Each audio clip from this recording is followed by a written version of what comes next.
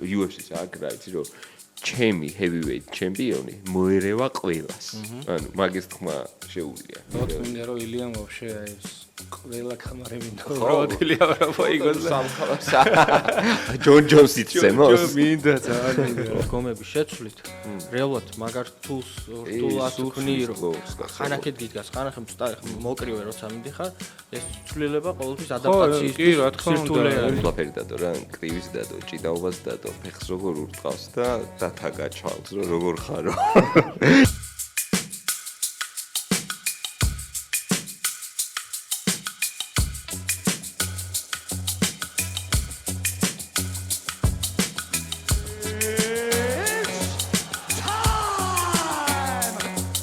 საუბრობთ ილია ტოპურია versus Charles do Bronx. ყველაზე ცხელი თემა. Oliveira. ყველაზე ცხელი თემა, რომელიც გვიახლოვდება 29-ში იქნება. ილიამ დადო ეხა კლიპი. როგორ ყველაფერი დადო რა, კრივის დადო, ჭიდაობას დადო, ფეხს როგორ ურტყავს და დათა გაჩვალს რომ როგორ ხარო. ილიამ ძალიან მაგარი რაღაცა თქვა რა. ილიამ რომ გადაამოწმეთ თუ გინდა ცხოვრებაში არაფერი პირადული არ მithქვა არავისთვისო. რა მარტო რო გამახსენდა, ანუ არას დროს სულ სპორტულად, ხო, არავის არც რელიგიაზე ხო საუბარი ზედმეტია, მაგრამ არც თქვა რაღაცა ოჯახზე ან შეყვარებულზე ან girlfriend-ზე ან ვიღაცაზე. მაგრამ ძალიან გული რო ეთკინება ისეთ რაღაცებს უკომენტარებს ხოლმე ჩავს, წინასწარ ბოდიში. Never finished any woman ბელაზე რო აქნას. ხო, არც არაფერი არ აქვს დაფინიშებული, ეს ბელას მე მგონი მართლა გათიშავს ილიკა.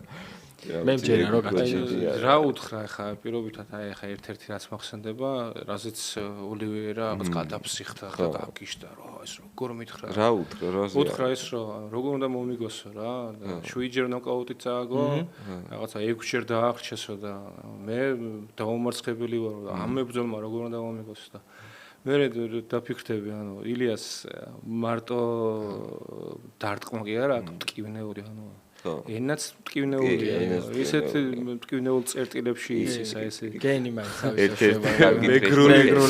მეგრული ხასიათით, მეგრულად უთხრა ისეთი რაღაცა, რომ ტიპი გაგიჟდა, რომ ეს როგორ მაკადროა და რა აკადრა, ფაქტები ჩამოუთვალა, რომ აი ასე, ანუ რეალურად მასია, მაგრამ აი მაქსთან ჩხუბზე მინდა რომ გკითხო. მაქსი როგორ დააფინიშა ილიამ? როგორც დაიწყო ეს პირდაპირ რო გაუტარა მერე ბადესთან მერე ის ჰუკი როგორც დაარტყა შენი აზრით მაინტერესებდა ერთ-ერთი ყველაზე ჩემთვის ეგ არის ერთ-ერთი top 3 კრივის მომენტში შევიყვანდი UFC-ში და შენ რა განცდები აქვს მაგასთან დაკავშირებით კეთყვი რა აი ვოლკანოვსკისთანაც გავიხსენოთ ის ნოკაუტი და ასევე მაქსის ნოკაუტის გავიხსენოთ ბევრს რაღაცა წარმოუდგენია რომ ილიას სულ წინ მიდის და წინ შემტევია და ვაფშე საერთოდ არ არის მასე ანუ საერთოდ არ არის მასე ილია აკეთებს აი ერთ-ერთ ყველაზე მაგარ რაღაცას კრივში რაც ჰაი კლასის მაჩვენებელი არის კუთხეებს ცვლის იდეალურად აი ვოლკანოვსკისთან რო ნოკაუტი გააკეთა ესე იგი 1-2 დარტყმა გადააგდო ტანში ორივე თან ხო გადააგდო მე გააკეთა ვოლკანოვსკო ცაცია მე გააკეთა მარჯვენა ფეხით ნაბიჯი გვერდით მარჯვნივ გაისწორა პოზიცია ხელი გადაადო ანუ კუთხე მოუჭრა და იქიდან გაატარა მარჯვენა მოუქნია ხო მოუქნი შევთანხმდეთ რომ არის პირდაპირ წესო პირდაპირ გვერდით ჰოლოვეისთანაც იგივე ხნა ხო მარცხენა გაუტარა ის რაღაც შებარბაცა და თუ დააკვირდებით მარცხნივ დგამს ნაბიჯს და იქიდან აკეთებს აი შენ ბოლო სიკვენსზე ამბობ კი ხო მარცხნივ დგამს ანუ ბოლო მათ შორის ანუ წერტილის დასმა არის ამ თავად თორე ჰოლოვეისთან რომელიც მოარტყა საერთოდ გვერდ ჰოლოვეი უყურებოდა აქეთ ანუ ილიას ვერ ხედავდა საერთოდ ვიღაცამ ჩაარტყა თავში ეგეთი წარმოდგენა აბსოლუტურად აქედან მოხდა აი ეგ მოძრაობა და ეგ ტექნიკა ზოგადად აი კრივშიც რა კლასიკურ კრივში ხო კლასიკურ კრივშიც ჰაი კლასი არის რა ბევრ მოკრივეს არ გააჩნია ეგ რომ შეტევაში შეძლოს ნაბიჯი გვერდით გადადგას, კონცენტრაცია არ დაკარგოს და დაწყებული კომბინაცია გვერდით გადადგმული ნაბიჯის მიერ დაასრულოს. ანუ ბევრს არ გააჩნია ეგ. MMA-ში მე არ მინახავს. ეგეთ რაღაცა რომ MMA-ში აი არ მახსენდება. მართლა არ მინახავს, აი ქონია ყოფილა ხო, მაგრამ არ მახსენდება რა. კონორს ხო როგორ არ მოუჭრიათ კუთხე MMA-შიც მოუგრა, მაგრამ მაგდონეზე, აი მაგდონეზე რომ მაქს ჰოლვეის გაუკეთო ეგ, ვოლკანოვსკის გაუკეთო ეგ ძალიან იშვიათად ხდება. აი კონორს ქონდა თითქოს დისტანციის განცდა, აი მოკრივის, აი ძალიან კარგად ქონდა ეგ დამუშავებული. კი ორიეს ვერ ვიტყვი, მაგრამ იყვნენ, აი ანდერსონ სილვას შეეძლო კარგად ამ ყველაფერს გეთება, მაგრამ აი კლასიკური მოკრივე რო შეიყვანო და უთხრა, მოდი ფეხები არ დავარტყათ და MMA იჩხუბე როგორც მოკრივე, ზუსტად ილია ჩხუბობს ეგრე. ანდერსონ სილვა არაფრისთი არ იყო, ვერ ვიტყვი რომ კიკბოქსერი იყო, ანუ ის უნიჭიერესი იყო, რაღაცა ნიჭი ქონდა ისგან და იმას იყენებდა მაგის ხარჯს. ნელა ხედავდა ყველა. შემისწორეს რომ ცაცი არ არის ვოლკიო და ვოლკია ცაცი არ არის, არ არის, მაგრამ იმ სიტუაციაში იდგა და დგომებს სulis. ცაცი არ არის, მაგრამ მაგ დროს სხვათა შორის ეგ რომელი ხელი წერს არ ვიცი. სხვათა შორის მაგარი გათვლა ქონდა. რომ მოარტყა ცაცია დგომში იდგა. თავიდან სამ გათიშავდა ვოლკიამ დგომების შეცვლით. რეალურად მაგარ რთულად ვქნი რომ ხანახეთ გიდგას, ხანახე მოკრივე როცა მიდიხარ, ეს ცვლილება ყოველთვის ადაპტაციის სირთულეა, იმიტომ რომ ანუ რადიკალურად განსხვავდება ორთოდოქსული დგომი და ცაცია დგომი, აი კრივში რო ავიღოთ, კიკბოქსინგში რო რადიკალურად სხვადასხვა სპორტია. სხვადასხვა სპორტი არა, რადიკალურად სხვადასხვა ტაქტიკა და სხვადასხვა სერიებია საჭიროები, კომბინაციები და სხვადასხვა გადაადგილება ხო საერთოდ იცვლება აბსოლუტურად და ანუ ვერ დააბნია რა. რას უნდა ვუფრთხოდეთ ყველაზე მეტად ამ შემთხვევაში თქვა. აი ესე თავიდან ესე შევხედოთ რა. საფრთხეებს შევხედოთ. ნუ ჯერ იმით დავიწყოთ, რომ ოლივერა სტაბილური მებრძოლი არ არის. ანუ მოიგებს ასეთი არასტაბილური მებრძოლი არის. როგორი შედეგებიც აქვს, ისეთივე ბრძოლის ჩატარების, ბრძოლის მართვის მანერაც აქვს. აი კი, ოკეი, ჯიუ-ჯიტსუს შავი კამარია და მაგარი ჭიდაობა აქვს, მაგრამ ვერ იტყვი იმას, რომ დგომში საშიში არ არის. აი საერთოდ ვერ იტყვი მაგას. მაგარი ფეთქებადია. შეიძლება არ ქონდეს ილიასავით, აი მძიმე, აი უროსავით მძიმე დარტყმა, მაგრამ აბსოლუტურად ისეთი ძალის დარტყმა აქვს, რომ ნებისმიერი შეიძლება გათიშოს. კი, ეს ხელთვანებით ნებისმიერს გათიშოს.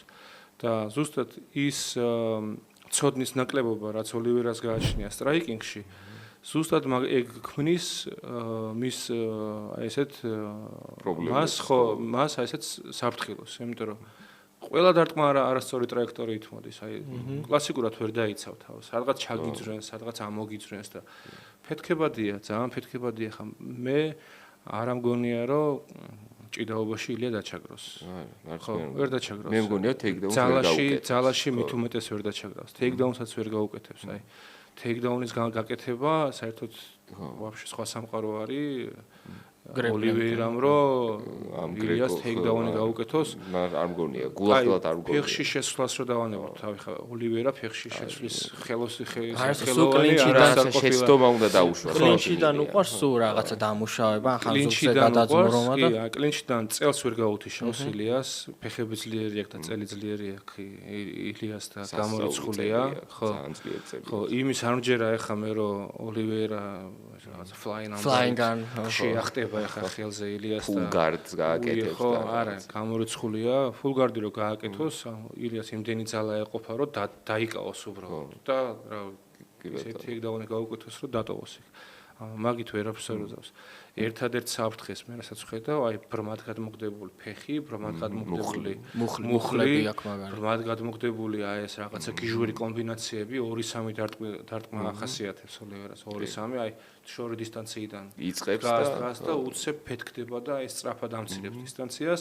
სწრაფი ხელები აქვს საკმაოდ თან ამასთან ერთად. კი, დიდ ძალასაც დებს, აი თუ იქნევს, მაგრამ აყოლებს ყველაფერს. ხო, და აი მე ამცირებს დისტანციას, აი 2-3, აჰა, შეიძლება 4 დარტყმის ხარჯზე ისიც პირველი 2 თუ წარმატებით ჩაიარა და მე უკვე ან ფულგარდს აკეთებს, იწვენს ზემოდან და მაგას არ უნდა იკადროს ეგეთი რამე, რომ ილია დაიწვინოს ზემოდან, ანუ არ ვიცი. წესით არ უნდა ქნას და აი საფრთხეს მაგაში ხედავ რა. რა თქმა უნდა, ეს არის მოლოდინი და უბრალოდ ეხლა რომ დადებითად ნაწილზე რო გადავიდეთ, მან ძალიან ბევრია სათქმელი. მე უბრალოდ ვერ ვხედავ როგორ მოახერხებს უკანა ფეხიდან ჩხუბს ოლივეირა. ეგ არ შეუძლია რომ რაღაც აიცილოს დარტყმა და ორიანი გადააგდოს ან კონტრდარტყმელის ხო და ილია აუცილებლად წავა მან წინ და რომ მოარტყა დარტყმა ოლივეირსა ვოლკანოვსკის და მოარტყა დარტყმა ჰოლუვეის და მოარტყა დარტყმა ოლივეირას არის ორი სხვადასხვა ამოცანა რა. ანუ ისინი არიან ერთ-ერთი საუკეთესო ბოქსიორები, რომლებიც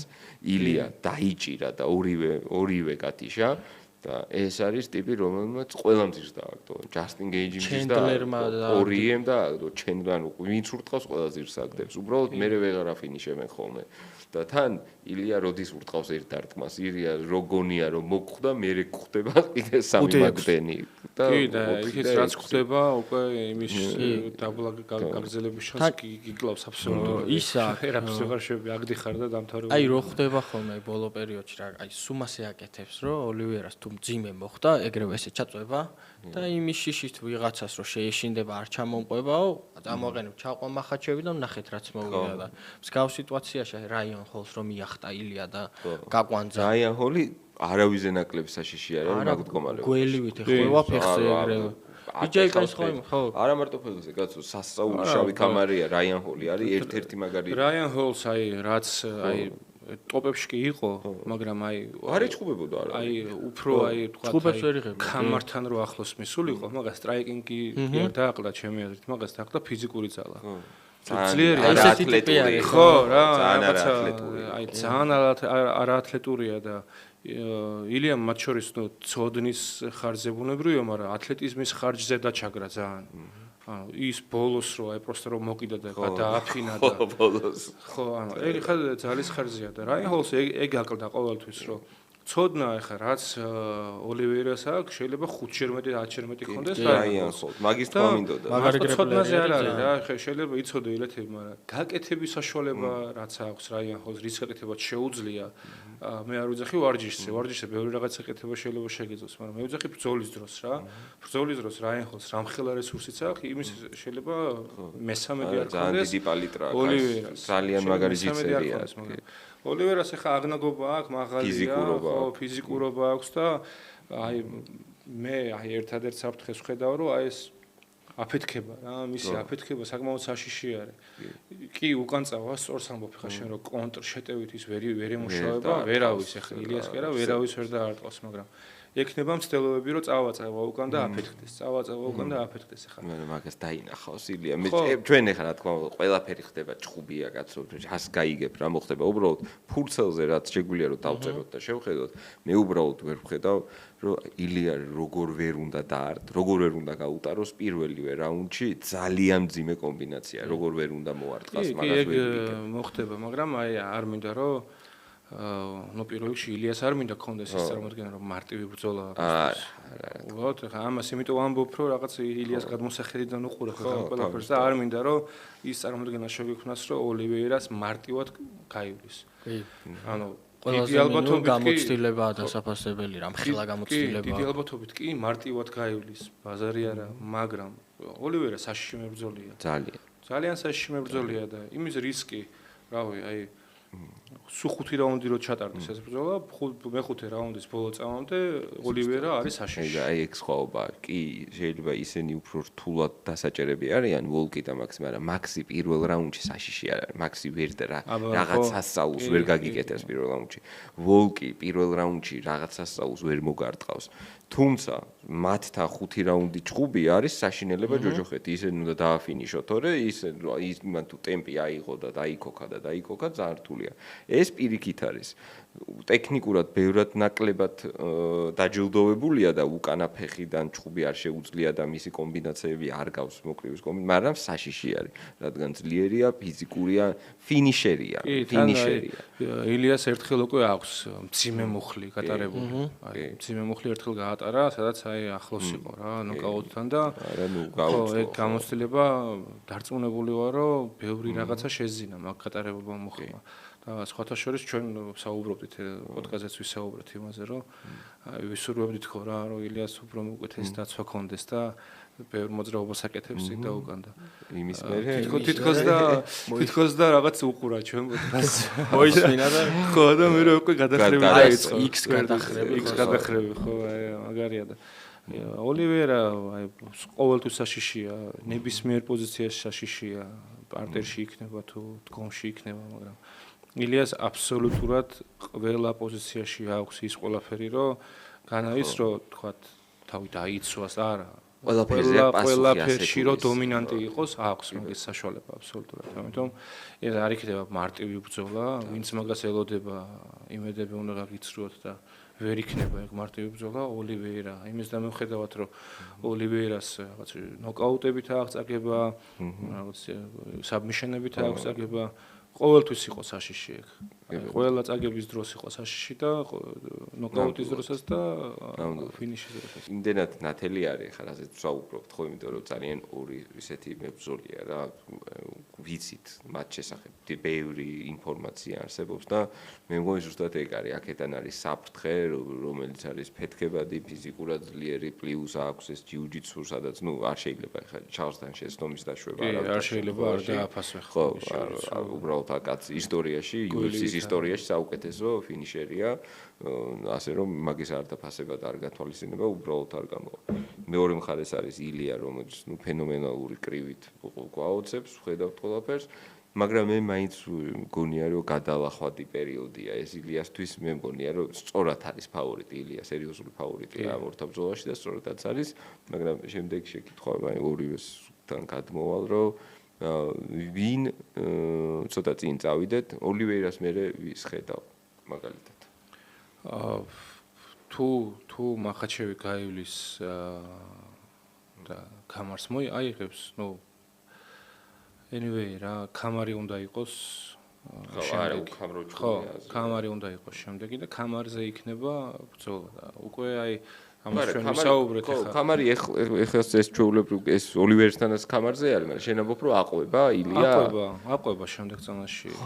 კი. კუიდან გადაიყვანს იმას. კი, არ მგონია რომ შეიძლება არ აყვეს ახლა, მაგრამ იმას ხომ მოუწევს დაცვა. ხო და არა, ის კამარი და ეს ვაკანტურია. კი, ჩამოართვეს, ვაკანტურია ახლა ეს კამარი ილია მოიგებს გახდება ჩემპიონი და მაგიტო სანამ პირდაპირ ეთერში გავიდოდით, კითხე რომ ჩამოსვლელია თქო მახაჩევი 77-დან თქო. არა, ჩამოსვლელი ახლა ნადად არ არის, არ მგონია, მაგრამ ილიას ყველანაირი ფიზიკური მონაცემი აქვს, აყვეს კიდეც კუიდან გადაიყვანს. მიდლოიჩევა ეგრევე. კი.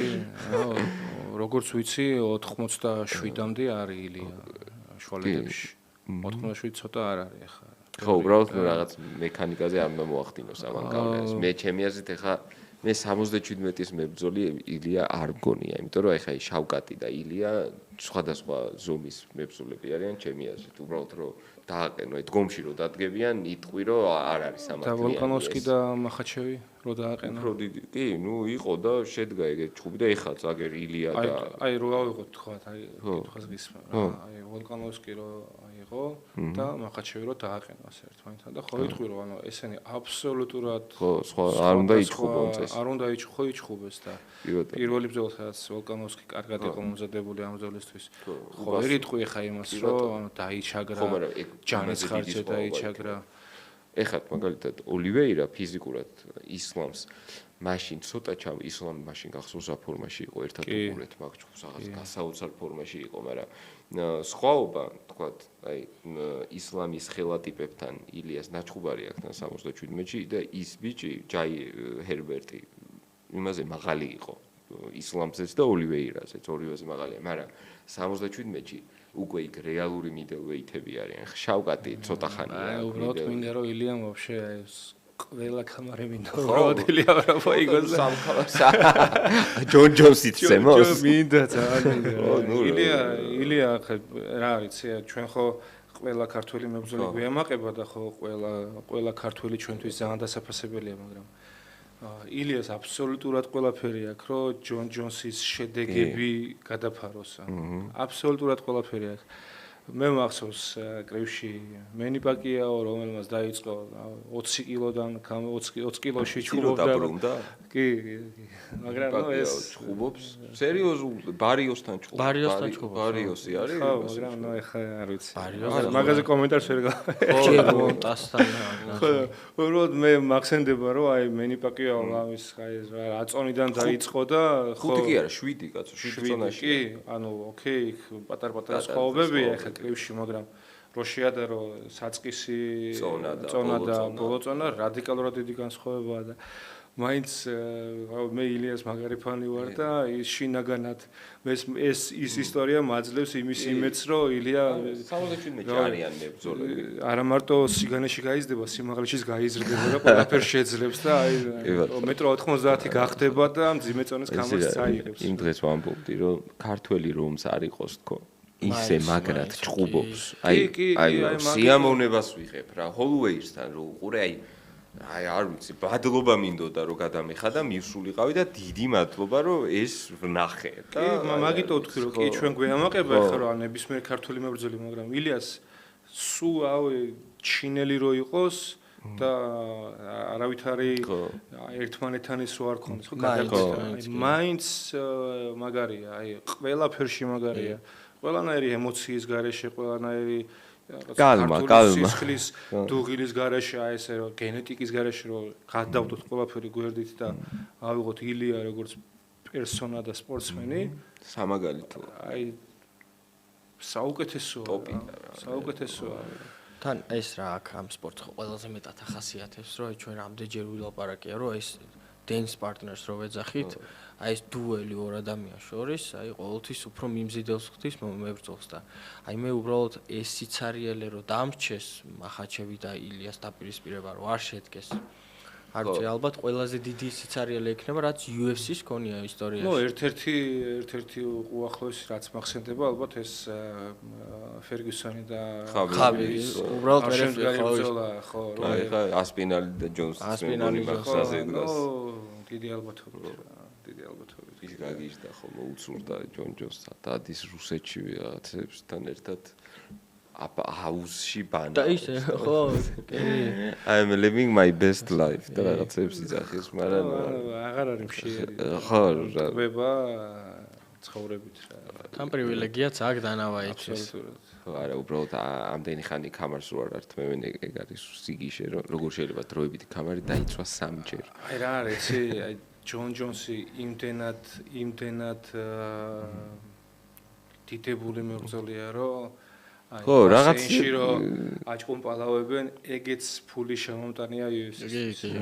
მაგითაც ფულშოულობენ და ანუ არა უნდა დაწყობთ, რომ ჯონსმა გაწელოს კიდე 10 წელი არის ჩხუბოს და კამარი ქონდეს. უბრალოდ თამაშებენ დროებით კამერებს და ჯონ ჯონსი თავის გასაკეთებელს UFC-სთვის ყოველს გააკეთებს. უბრალოდ სხვებისთვის მე აი სხვა იქ მებრძოლებისთვის არასამართლიანი მგონია, იმიტომ რომ დივიზიონი ვერ მოძრაობს რა, ეს გაჭედილი არის ჩვეულებრივად და აბსურდული რაღაცები ხდება. ანუ არა მარტო ტომას პინალისთვის, ასპინალს ვინც უნდა ეჩხუბოს, ისიც ვერ ხდება მე, კაი ვეჩხუბე და აი თქვა მოვიგე მე რა მოხდა, ისევ ამასთან რემატჩი მექნება თუ ეხა ჯონ ჯონსი ასპინალისთვის არ დაბრუნდა და ჩემთვის დაბრუნდება და ეს არის რომ მითქონდა ასპინალმა გაწმინდა ისიც არ ყავს კონტენდერიც არ ყავს რომ რაღაცასთან ვერავის ზის სახში ანუ ვერავის ვერ თან ოქროს ასაკს რაღაცა ახალგაზრდაა და კარგავს წლებს რაზე უბრალდები მე რა წესით რა უნდა ხდებოდეს წესით ეხა ჩვენ უნდა აქეთ უნდა ჩხუბობდეს განუ ასპინალი იქით ჯონსი განე ან პირიქით და ამან უნდა დაკარგოს კამარი მე რაღაცა დიდი ბრძოლა უნდა შედგეს განუსა და ჯონს შორის და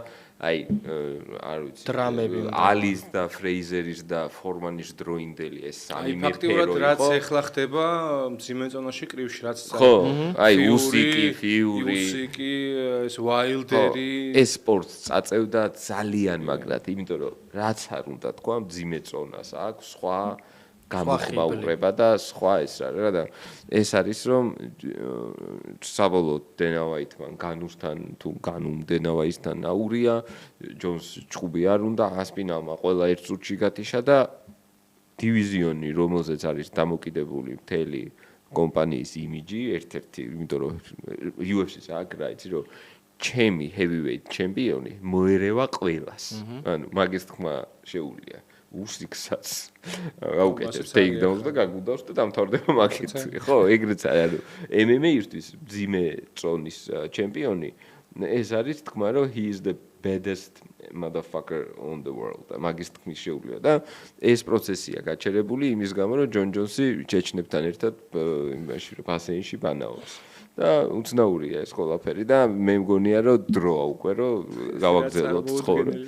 ხო, რაღაც აჭკუბალავენ ნახეთ.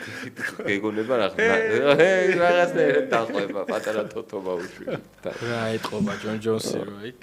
კაი მსახიობები რო. გეგონება რომ რაღაც ეს წარმოდგენა რჩება რომ ჯონ ჯონს ეს შუახნის კრიზისი აქვს და ახალგაზრდა ბავშვებთან ერთობა რაღაც ბავშვობას იხსენებს ახალგაზრდობას და ახალგაზრდა ვარი.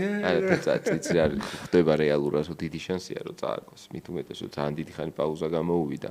ასპინალი უფრო დიდი, უფრო ახალგაზრდა მძიმე დამრტყმელი და რა თუნდა რა ეხლა და რაღაცებს იცახს. მაშინ რომ მომეც და რაღაცა 50 მილიონს რაღაცას იტყვის დიდ ფულს და სხვათა შორის ეგეც თქვეს რომ დენა ვაიტმა ჯონ ჯონსის ბლეფი დაკოლაო რა რომ დიდი თაღა თქვა რაღაც რა ისე რომ უარს ეტყოდნენ და ამათმა უთხრეს კი გვაწყობს რომ თქვა არ ვიცი 30 მილიონი მაგალითად. მაგრამ ნუ მაინც არ შედგა და ნუ ყოველ შემთხვევაში რეალურად რაც ვისაუბრეთ ეგან რომ ეს დივიზიონი გაჭედილია და სინამ წესით არის იმის საშუალება რომ ძალიან მაგარი რაღაცები ხდებოდეს ხდება აბსოლუტურად არაფერი. ერთი სიტყვით ნახოთ არ ვიცი ჯონ ჯონსის დაბრუნდება მაგრამ ერთადერთი შანსი ჩემი აზრით რომ UFC-მ ჯონ ჯონს კამარი ჩამოართვას ეს რა კიდე კოკაინზე ან რაღაცას თუ დაიჭერენ და აი იმიჯი არ შეგველახოს всё კამარი ხო რაღაცა უბედურებას რო გადაეყაროს. აი ეგ მომენტი არის ერთადერთი უახლოეს აი ამ წლის ბოლომდე როგორც მინიმუმ რომ კამარი ჩამოართვან ჯონ ჯონს. თორე ისე გამორიცხულია. არა ამ წლის ბოლომდე ხო შეიძლება. და თვითონ თქვა ამ დანო და მაინც არ ჩამოართვეს კაც ბოლოს რო თქვა.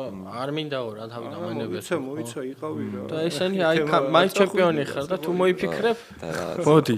სტიპე იციქიდან წამოაყენეს საიდან რაღაცა აცემინეს ეს სტიპე მიოჩიჩი კაცი იწვა თავისთვის მეხანძრე იყო აღარ სვარჯიშობდა და დაუძახეს იმიტომ რომ არ იყო არავინ ახლა განეს მოუგოდა დანარჩენთან ასპინალთან ჭუბი არ უნდოდა როცა უკვე მაშინ უნდა ეჭუბა უკვე ასპინალთან ხო რეალურად სერიოზული კონტენდერი ეგ არის რა უკვე იყო ასპინალ რამდენი ხანია ეგ არის რომ მათითო აღარ მიდის რა გოუთობაზე საუბარი იმიტომ რომ ბოლო ჭუბებია იგი რეიესთან ან მოიგო ან წააგო ის ჭუბი იქ სმიტთან რაღაცა დისიჟენი ქონდა იქ გუსტავსონთან სერიოზული შეკითხვის ნიშნებია პირველ ჭუბზე ხო და აი ეს მაგარი ბიჭები ის უსიკები და კრივში ხო ისინი ეს დახოცეს ერთმანეთი რა ვიცი ანუ არავინ არავის არ დაუჭირდა აქ ძალიან იწერა ჩვენ არ უნდა გავუწდეს რომ UFC განსაკუთრებით არის არა მარტო სპორტული შემოადგენელი ნაწილი არამედ შოუს ნაწილიც შოუ არის ისიც რომ ჯონ ჯონსი ასეთი ცუდი bad boy ტიპია და მის გოუთობას ესეც ამყარებს ხო უბრალოდ ანუ თავს არის ხო ხვდები რა არის სპორტულ ჭრილში აბსოლუტურად გეთანხმები და მართალი ხარ მაგრამ გოუთია მათ შორის იმიტომ რომ აი ისეთ ორგანიზაციაშია და ისეთ კომპანიაშია ისეთ სპორტშია სადაც მისი ეს ცუდი ტიპობაც მის ჩემპიონობას ხელს უწყობს აბსოლუტურად თავისთავად ეგეთი არის მუშაობს ისასარგებლოდან ინდუსტრია რომელიც რაღაცა გავარდა მას შემდეგ რაც ყველაზე ცუდმა ბიჭმა ყველაზე ცუდი რაღაცები იძახა. სამყაროა რა ეხა აქ რაფინირებული და რაღაც ესეთი ტიპები არ არიან. აქ არიან სისხლის სმოლი, გაცჭამია ხალხი და ქუჩაში რო შეხვდები, რამე ზედემეტი არ უნდა უთხრა იმას, იცი რომ რაღაც შეიძლება თავი მოგაჭამოს და ეგეთია რეალურად და კი ბატონო. ძალიან დიდი მადლობა მინდა გადაგიხადოთ ყველას ვინც გვიყურა, ვინც დაალაიქა და ვინც არ დაგილაიქებიათ ძალიან გთხოვთ რომ დაალაიქოთ. ძალიან დიდი მადლობა, ძალიან საინტერესო იყო შენთან საუბარი. მომენადრა ძალიან და იმედია მე აღარ გვეტყვი უარს კიდე მე აღარ გვეტყვი უარს ისე გეგონება უარი პირველი ვეზარ იპასუხე და პირველი შემოთავაზებას დაგთანხმდი და არც დამიგვიანებია იმის თქვა ვიდა და რომ არც მე გვეტყვი უარს და გვესტუბრები კიდე თქო მადლობა კიდევ ერთხელ Ford Dealers, მადლობა ჩვენს მაყურებელს, ხოლმე გამოიწვევთ ჩვენი არხი, ჩვენ მომავალ კვირას დაგიბრუნდებით. ნახვამდის. მომავალ შეხვედრამდე.